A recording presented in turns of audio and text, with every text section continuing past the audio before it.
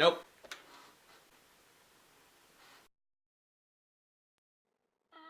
Nope. Nope.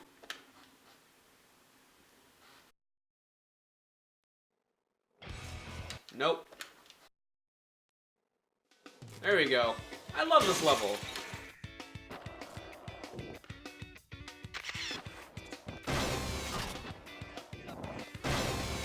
It's almost hard to fully express how much impact the Tony Hawk franchise had on my life, and I'd bet it was pretty impactful on a lot of people's lives from a certain generation.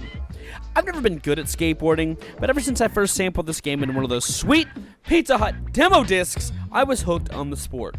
Whether it's memorable soundtracks, which I went over my favorite of this franchise in this particular video, or how perfectly it translated the sport of skateboarding into the gaming world, it's a landmark series where everyone has a favorite game within it, possibly even a favorite level within that game.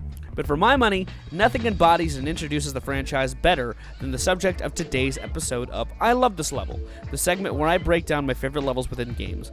It's the first thing you see, and if we're talking about tutorial levels that don't hold your hand, almost none do it better within this genre than the classic little box that is the warehouse. When it comes to game design and teaching a gamer the language of the game and its controls, I'm in the same camp that Ego Raptor falls in, which he went over perfectly in his Mega Man sequelitis. Now, while the intro stage to Mega Man X is a fantastic example of that kind of game design, it at least had a well-established foundation of games to build its design on. Skateboarding in games before Tony Hawk was pretty inconsistent and shitty for both a control and presentation perspective.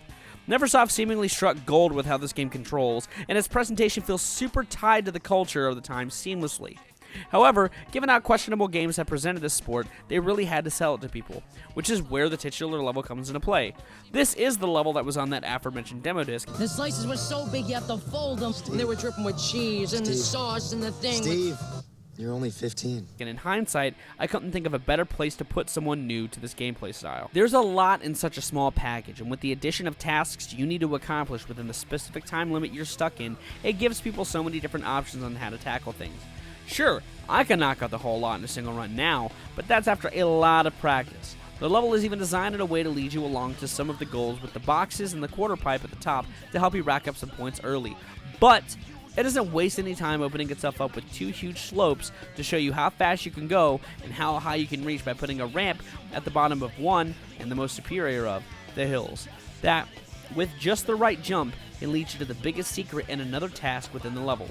From there on out, it's mostly a test to see what you can actually accomplish in the allotted time. You need to learn how to jump, or ollie, as the pros would call it, properly to reach a certain box, and how to reach a box while grinding. You're even given a few different vertical ramps and a half pipe to rack up your score.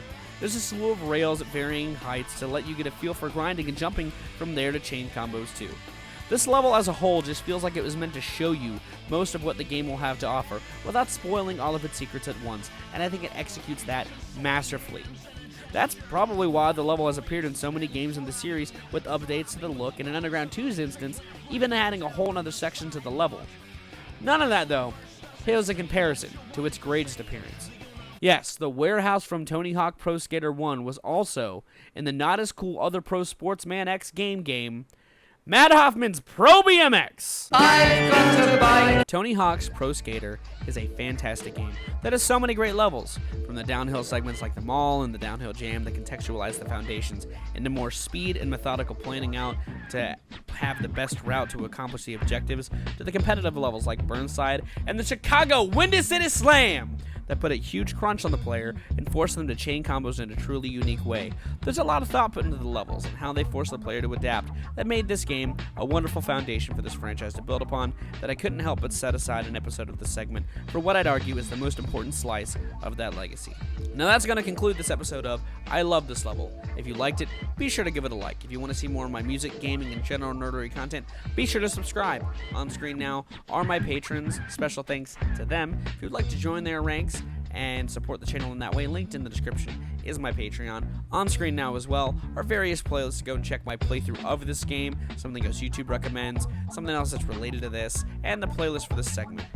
But yeah, feel free to dig around on the other stuff I've got. I got a lot of stuff on this channel, and thank you again so very much for watching. I'm gonna get out of here. I've been Rack. You guys have good days, lives, and situations, and I'll see you another day.